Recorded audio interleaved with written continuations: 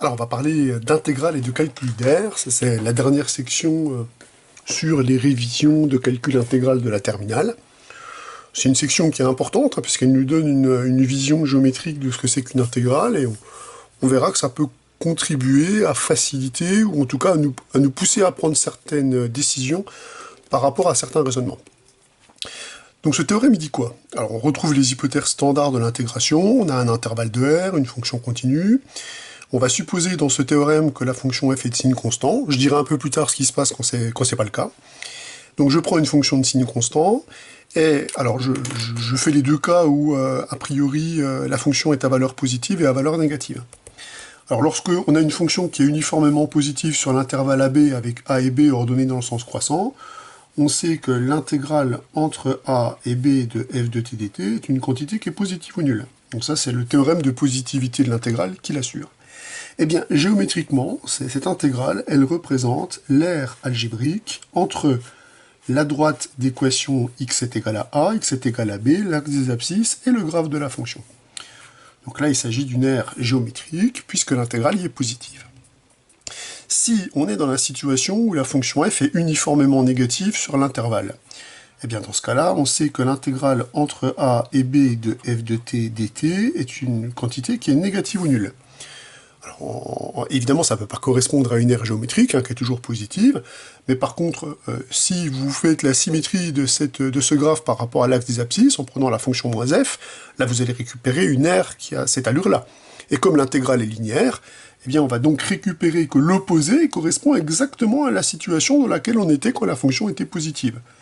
Donc, l'aire géométrique ici représente l'opposé de l'intégrale de f entre A et B. Donc finalement, on peut statuer que dans tous les cas, si on sait que la fonction f est de signe constant, donc dans tous les cas, on peut bien assurer que l'aire va représenter soit l'intégrale entre a et b de f de t dt, soit son opposé, c'est-à-dire son maximum, et le maximum des deux, c'est sa valeur absolue. Donc voilà l'interprétation géométrique de l'intégrale d'une fonction continue de signe constant sur un intervalle. Alors, enchaînons immédiatement avec un exemple très simple. Le cas, par exemple, d'une fonction constante. Donc on va imaginer qu'on intègre une fonction constante de la constante égale à c sur un intervalle AB. Donc je vais toujours choisir un intervalle avec des bornes croissantes. On sait qu'on peut s'y ramener quitte à changer le signe de l'intégrale. On s'y ramènera massivement dans cette situation.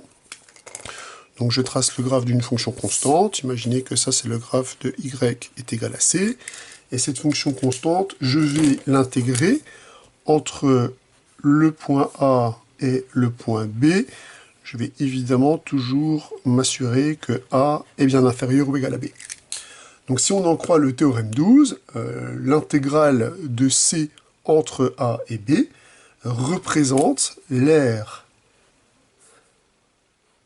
ici plus algébrique géométrique puisque j'ai pris une constante positive. Dans le calcul, on verra ce qui se passe quand la constante est négative. L'aire que l'on trouve entre les droites d'équation x égale a, y égale b, l'axe des abscisses et le graphe de la fonction, c'est-à-dire l'aire d'un triangle. Alors on peut légitimement se demander si cela va être confirmé par le calcul. Si je calcule l'intégrale entre a et b de f de t dt, on va récupérer l'intégrale entre a et b de c dt. Bon, une primitive pour une fonction constante, on peut prendre une fonction affine de pente c, donc ct, pris entre a et b. On récupère donc cb moins ca, c'est-à-dire on récupère c facteur de b moins a. Alors on constate que quand c est positif, c'est la distance qu'on retrouve ici, et quand b est supérieur ou égal à a, c'est la distance qu'on retrouve ici. Si par hasard c est négatif, dans ce cas-là, on a une symétrie par rapport à l'axe des abscisses, et donc l'aire algébrique, ça sera simplement moins c fois b moins a. Donc dans tous les cas, on constate que l'aire, c'est valeur absolue de c fois valeur absolue de b moins a, ou valeur absolue de c fois b moins a, puisque ici j'ai supposé que b était plus grand que a. Donc, dorénavant, quand on intégrera une fonction constante, évidemment, on pourra directement dire que l'intégrale c'est l'aire du rectangle associé, c'est c fois b moins a, sans passer par le calcul d'une primitive, bien entendu. Alors, ça c'est juste une constatation géométrique par rapport au théorème numéro 12. Et on va voir que dans l'exercice qui suit, l'exercice numéro 8, on peut voir le problème sous un autre angle, c'est-à-dire on peut voir que le problème nous permet de calculer une intégrale. Donc on va proposer le calcul de cette intégrale. Alors bientôt, hein, dans moins d'un mois, on verra qu'on peut calculer cette intégrale sans aucune considération géométrique. On pourra la calculer par le biais d'une intégration par partie ou par le biais d'un changement de variable. Donc ça, on va voir ça assez rapidement dans le courant de l'année. Mais il n'y a rien qui sera plus rapide qu'une considération géométrique, qu'une analyse géométrique de cette intégrale. Ça va nous donner un calcul quasi instantané. Alors je m'explique. On va regarder l'allure du graphe de la fonction qui a t associe racine de 1 moins t carré. Donc on constate déjà que la fonction en 0 prend la valeur 1, donc imaginez, voilà, on a 1, et la valeur en 0, pardon, prend la valeur 1, et la valeur de cette fonction en 1 est égale à 0. Et si vous regardez l'allure du graphe, il va avoir une propriété très spéciale. Effectivement, si vous prenez un point du graphe, c'est-à-dire un point qui a comme coordonnée t racine de 1 moins t carré, j'affirme que ce point-là est sur le cercle, centré en l'origine, et de rayon 1. Alors, je m'explique. Pour ça, il faudrait calculer la distance OM au carré. OM au carré, ben, c'est le module du nombre complexe associé, c'est-à-dire on va récupérer le carré de la partie réelle, donc le carré de t, plus le carré de la partie imaginaire, 1 moins t carré. Simplification faite, on obtient 1. On obtient donc que le point M est bien situé sur le cercle centré en l'origine et de rayon 1. Donc, comme la fonction est continue, on voit que le graphe de la fonction va constituer un quart du cercle centré en l'origine et de rayon 1, puisque ces points ils vont être raccordés de façon continue, étant donné que la fonction qui est là est continue sur l'intervalle 0,1. Moralité, pour calculer l'intégrale considérée, il suffit, à l'aide des symétries par rapport à l'axe des abscisses, par rapport à l'axe des ordonnées, et du coup par rapport à O, de prendre le quart de l'aire du cercle centré en 0 et de rayon 1. Comme l'aire d'un cercle de rayon R, c'est pi r carré, on récupère donc que cette intégrale vaut pi sur 4 sans l'ombre d'un calcul. Donc là, on voit que l'utilisation qu'on peut faire du théorème numéro 12 pour calculer une intégrale qu'on ne peut pas calculer pour l'instant avec les moyens du bord, mais juste par des considérations géométriques. Généralisons maintenant en regardant ce qu'il se passe lorsqu'on intègre une fonction continue sur un intervalle i entre a et b, où on va supposer que a est plus petit que b. On sait qu'on peut toujours se ramener à ce cas-là, puisqu'on peut permuter les bornes d'une intégrale en changeant simplement le signe de celle-ci.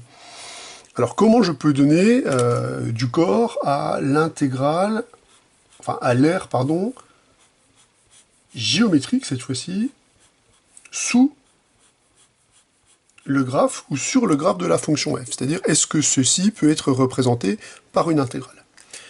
Alors on sait que quand une fonction continue prend des valeurs positives et négatives, elle va s'annuler, ce qui permet de donner du sens au découpage que je fais de l'intervalle AB en découpant des parties où la fonction prend des valeurs positives ou où elle prend des valeurs négatives.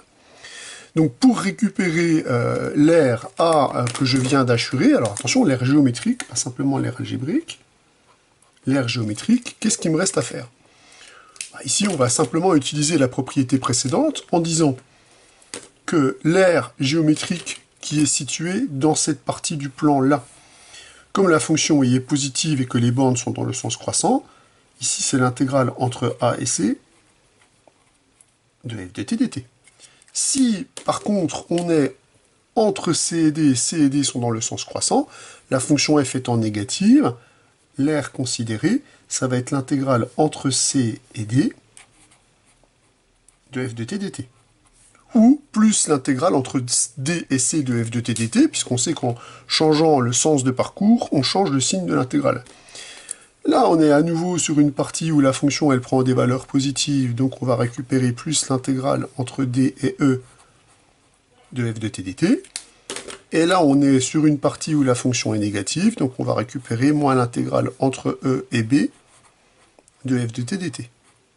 Donc on voit qu'il est assez facile avec le théorème précédent qui prend en compte le cas où le graphe de f est au-dessus ou en dessous de l'axe des abscisses.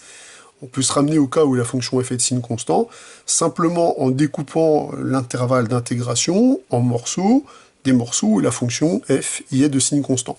Le théorème des valeurs intermédiaires nous assure qu'on peut bien se placer dans cette situation. Donnons une interprétation géométrique toute simple de ce résultat. Prenons en considération le cadre du graphe d'une fonction paire et du graphe d'une fonction impaire. Donc, si on imagine qu'on calcule l'intégrale entre moins a et a de f de t dt. Quand on est dans le cadre d'une fonction paire, on sait donc, ici je suis dans le cadre d'une fonction positive, mais ce serait évidemment la même chose dans le cadre d'une fonction négative, on sait que l'intégrale entre moins a et 0 de la fonction va être égale à l'intégrale entre 0 et a de la même fonction, puisqu'on délimite la même partie du plan, les parties qui sont ici vont posséder la même R. Donc vous récupérez ici que l'intégrale entre moins a et 0 de f de t dt, attention à bien prendre en compte le fait que les bornes elles doivent être prises dans le sens croissant, c'est l'intégrale entre 0 et a de f de t dt, toujours les bornes dans le sens croissant. Et on constate donc, en découpant l'intégrale avec la relation de Schall, que cette intégrale-là étant égale à l'intégrale entre moins a et 0 de f de t dt plus l'intégrale entre 0 et a de f de t dt, l'intégrale d'une fonction paire, c'est 2 fois l'intégrale entre 0 et a de f de t dt. Donc quand on intègre une fonction paire sur un intervalle qui est symétrique par rapport à l'origine, on peut se ramener simplement à 2 fois le calcul de l'intégrale entre 0 et a. Dans le cadre d'une fonction impaire, où le graphe de la fonction il est symétrique par rapport à l'origine, alors on constate que l'aire qui est située ici, l'aire géométrique, est la même que l'aire qui est située ici. Or, comme le graphe de la fonction présente une symétrie par rapport à O, la valeur de l'intégrale entre 0 et a de f de t dt, elle est évidemment opposée à la valeur de l'intégrale entre moins a et 0 de f de t dt. Puisque l'aire qui est ici est toujours évidemment quelque chose de positif, mais la fonction ici étant de signe opposé à la fonction qui est là, les deux intégrales considérées sont bien de signe opposé. Moralité, qu'est-ce qu'on peut dire pour une fonction impaire? Si vous ajoutez ce membre de chaque côté, vous allez récupérer donc l'intégrale entre moins a et 0 de f de t dt plus l'intégrale entre 0 et a de f de t dt est donc égale à 0. Or, par application de la relation de Schall, on obtient donc que l'intégrale entre moins a et a de f de t dt est donc égale à 0. Donc on a la confirmation de ce qu'on voit géométriquement, c'est que l'intégrale d'une fonction impaire sur un intervalle qui est symétrique par rapport à 0 est égale à 0, et l'intégrale d'une fonction paire sur un intervalle qui est symétrique par rapport à 0, c'est 2 fois la valeur de cette intégrale entre 0 et a. Donc on voit que des considérations géométriques nous permettent des simplifications de calcul pour l'intégrale d'une fonction paire et pour l'intégrale d'une fonction impaire.